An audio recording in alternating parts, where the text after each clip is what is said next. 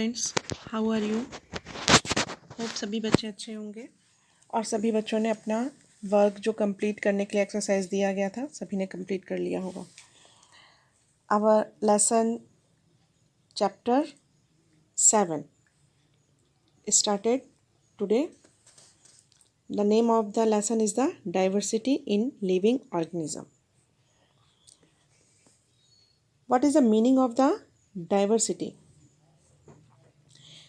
Each organism in this world, where it is the plant, an animal, or a microorganism, as like the virus, bacteria, and the unicellular eukaryotes, is a unique in the itself.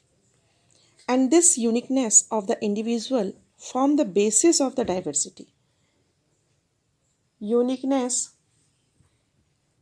of individual form the basis of the diversity. Means the diversity is the variety among in the living organism. Diversity का मतलब होता है विभिन्नता। हर एक चीज़ अपने आप में विभिन्नता लिए हुए है, चाहे वो प्लांट हो, चाहे एनिमल, या फिर चाहे वो माइक्रो ऑर्गेनिज्म हो। Biodiversity is coined by scientist Walter G Rosen. Scientist का नाम क्या था? Walter G Rosen. क्या नाम है? Walter G. Rosen in 1986 in the 1986 okay. चलो अब देखते हैं लेसन में क्या लिखा हुआ है। Here you have ever thought of the multitude of the life forms that surrounded us? कभी सोचा है जो हमारे चारों ओर जो लाइफ दिखाई देती हैं वो कैसी हैं? वो बहुत सी वेराइटीज़ ली हुई हैं। Each organism is different from the other to a lesser और ग्रेटर एक्सटेंट। जो चीज़ें हमें दिखाई दे रही हैं वो या तो अधिक है या तो कम है ना, या तो अधिक मात्रा में है या तो कम। For instance consider yourself and a friend. अपने आप की अपने दोस्तों के साथ ज़रा तुलना कीजिए। Are you both of the same height? आप और आपके फ्रेंड क्या सेम हाइट के हैं? Does your nose look exactly like your friend nose? आपकी नाक आपके दोस्त की जैसी है? यस और no? No. Is your hand span the same as your friends? Yes और no? No. However, if we were to compare ourselves and our friend with a monkey, अगर हम अपनी तुलना एक मंकी से करें, what would we say? Obviously, we and our friend have a lot in the common when we compare ourselves with a monkey. एक monkey से तुलना करने से ज़्यादा अच्छा है कि हम अपने दोस्त से अपनी तुलना कर लें, है ना? किसी बंदर से अपनी तुलना करने से ज़्यादा बेटर है कि हम किसी इंसान से अपनी तुलना करें। But suppose we were to add a cow to the comparison. साथ में अब आप देखो, अभी तो मंकी को कंपेरिजन करने को बोल रहे हैं, अब कह रहे हैं कि किसी गाय को भी कंपेरिजन करो अपने साथ। आपका फेस, आपकी आईज, आपकी नोज क्या काउ की जैसी है? We would then think that the monkey has a lot more common with us. अब क्या चीज़, पहले तो हमको जब मंकी से कंपैरिजन करने के लिए कहा तो हमको लगा अरे मंकी से तो बेटर है कि हम अपने दोस्त से अपना कंपैरिजन कर लें। फिर यहाँ पर क्या कह रहा है वो? Add in the comparison cow, गाय को भी सम्मिलित कर लो, गाय को भी शामिल करो। तो अब आप क्या सोचोगे? अब आप सोचोगे कि काउ से तो बेटर है कि हम मंकी से अपना कंपैरिजन कर लें, है ना? We are same like as in any ways as a monkey but not as a cow. Cow के जैसे हम लोग नहीं हैं, है ना? Here is a activity. We have heard a desi cow and the jersey cow. आप लोगों ने सुना होगा देसी गाय है हमारी तो जर्सी गाय है। Does a desi cow look like a Jersey cow? जिन लोग को नहीं मालूम होगा वो अपने पेरेंट्स से पूछ लेंगे, ठीक है, कि देसी काउ और जर्सी काउ में क्या अंतर होता है। सभी देसी गाय एक जैसी दिखती हैं? We will be able to identify a Jersey cow in a crowd of the desi cows. बहुत सारी भीड़ की झुंड में अगर देसी काउ हैं तो आप उसमें जर्सी काउ को आइडेंटिफाई कर सकते हैं। What is the basis of our identification? उस आइडेंटिफिकेशन का बेस क्या होगा, ये आप पूछेंगे, खोजेंगे और अपने किसी शॉर्ट स्मार्ट नोट में लिखेंगे। ठीक है बेटा, यहाँ पर जो छोटी छोटी चीज़ें आपको इस 9th और 10th क्लास में पढ़ाई जाएंगी ना, वो चीज़ें जाकर हमारे कंपटीशन में मिलने लगती हैं। तो ये चीज़ें छोटी छोटी आपको एक साथ एडजस्ट करते हुए कहीं एक ऐसे स्मार्ट कॉपी बनाइए जहाँ आप ये छोटे छोटे एक्टिविटीज़ को लिख सकें और फिर वो आपके पास रहना चाहिए। In this activity we had decided which characteristic we more important in the forming the desired category।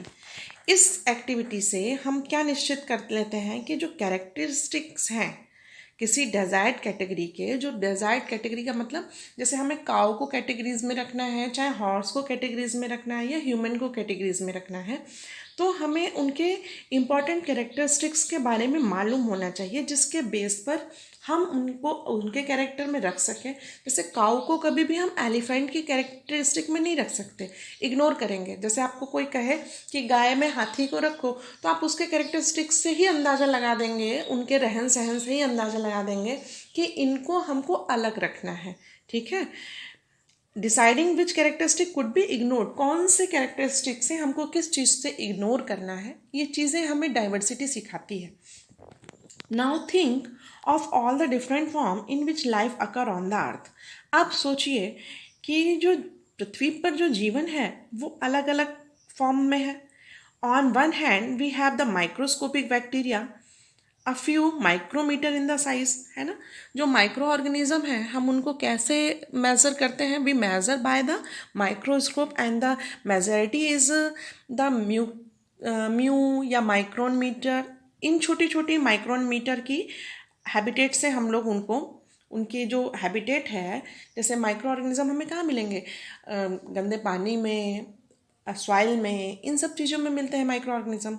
तो उनको हम ऐसे अपनी नेक्ड आइज से नहीं देख सकते। उसके लिए हमको क्या चाहिए होता है? उसके लिए हमें माइक्रो ऑर्गेनिज्म को देखने के लिए माइक्रोस्कोप की ज़रूरत होती है। While on the other hand we have the blue whale, है ना। ब्लू व्हेल हमें नापने की ज़रूरत नहीं है, किसी इंस्ट्रूमेंट की ज़रूरत नहीं है, हमको दिखाई देती है कि it is a very big. And redwood tree of the California of approximately size of the 30 meter to 100 meter respectively. Give the underline of this line. Trees of the California, redwood trees of the California approximate size is the 30 meter to 100 meter respectively. आपकी mummy की 5 साड़ियों को खूब एक साथ बांध लो और अंदाज़ा लगा लीजिए कि देखो कितनी बड़ी ये ट्रीज़ होती हैं। Some pine trees live for thousands of the years while insect like mosquito die within a few days। Diversity से क्या मतलब है कि जो पाइन्स ट्री हैं वो हज़ारों हज़ार साल जी जाते हैं इसी अर्थ पर, और जो मॉस्किटो है वो कुछ ही दिन में मर जाता है। कुछ दिन की तो अलग बात है, बेचारा अगर एक दिन पहले पैदा हुआ हो और आपके हाथ पे काटने आ जाए तो आप उसे मार दोगे, तुरंत मर जाएगा वो, उसकी भी कोई लाइफ नहीं है। लेकिन अपनी जो उसकी लाइफ स्पैन है, जो उसका अपना लाइफ स्पैन है, वो लाइफ स्पैन कितना है, उसका जीवन काल कितना है? मुश्किल से 2 से 3 दिन। Life also range from the colourless और even transparent worm to brightly coloured birds and the flowers. अब जो हमारा लाइफ रेंज है कलर पर भी बेस करता है। कैसे? आप देखो, जो कलर्ड फ्लावर्स होते हैं, जो चमकीले फ्लावर्स होते हैं वो दिन में होते हैं, और जो वाइट फ्लावर्स होते हैं वो रात में होते हैं। अच्छा, जो रेड फ्लावर है, रोज़ का हो चाहे हिबिस्कस का हो, आप देखो वो 2 या 3 दिन तक रह जाएंगे। लेकिन जो रात की रानी है या जो चमेली वाला फूल होता है वो एक दिन में, रात में ही उगेगा और सुबह होते होते मुरझा जाएगा। या फिर आपने वो फ्लावर्स देखे होंगे पलाश के फ्लावर, रात में ही खूब बढ़िया से वो होते हैं और सुबह होते ही वो झड़ जाते हैं, है ना। तो जो कलरलेस और कलरफुल होते हैं उनके भी लाइफ स्पैन में ऐसा ही अंतर आता है। This bewildering variety of the life around us has evolved on the earth over million of the years। जो जीवन हमें आज पृथ्वी पर दिखाई दे रहा है वो आज का नहीं है, वो मिलियन ईयर्स पहले से ही वो जीवन बनता चला आ रहा है। However, we do not have more than tiny fraction of this time to try the understand all these living organism. एक छोटे से समय में ये जितना लिविंग ऑर्गेनिज्म हमको दिखाई दे रहा है, किसी छोटे से समय में ही आप उनके बारे में पूरा नहीं जान सकते, है ना। ये जो लिविंग ऑर्गेनिज्म और ये प्लांट्स और ये अर्थ जो हमको दिखाई दे रही है अभी की तो है नहीं। ये तो आपने जोग्राफी में भी पढ़ा होगा कि ये जो जीवन है वो हमारा अभी का नहीं है, मिलियन ईयर्स पहले से ही ये सारी चीज़ें बनती चली आ रही हैं। So we understand all these living organism, so we can not look at them one by one. सब पर एक एक करके हम नज़र नहीं रख सकते, है ना। हम माइक्रो ऑर्गेनिज्म को ही सिर्फ नहीं पढ़ सकते, सिर्फ प्लांट्स को नहीं पढ़ सकते, सिर्फ एनिमल्स को नहीं पढ़ सकते। तो क्या करेंगे, we look for the similarities among the organism which will allow us to put them into different classes, है ना। क्या चीज़ है, अब अगर हम देखें सिर्फ माइक्रो ऑर्गेनिज्म ही दिखाई दे रहे हैं हमें, तो हम सिर्फ माइक्रो ऑर्गेनिज्म को ही पढ़ते रह जाएंगे। तो हमने क्या किया, we put them in a class. Okay, microorganisms put in the class of the virus, bacteria. Okay, virus bacteria की क्लासों में रख दिया। फिर किंगडम एनिमल्स को भी हमने किसी किंगडम में बांटा है, वो अभी हम लोग आगे पढ़ेंगे। प्लांट्स को भी हमने क्लासेस में रख दिया, यानी देयर इज़ द 3 और 4 और 5 classes in the whole world which we have put all the organism in this classes. In order to make relevant group to study the variety of the life form, we need to decide which characteristic decided more fundamental differences among organism.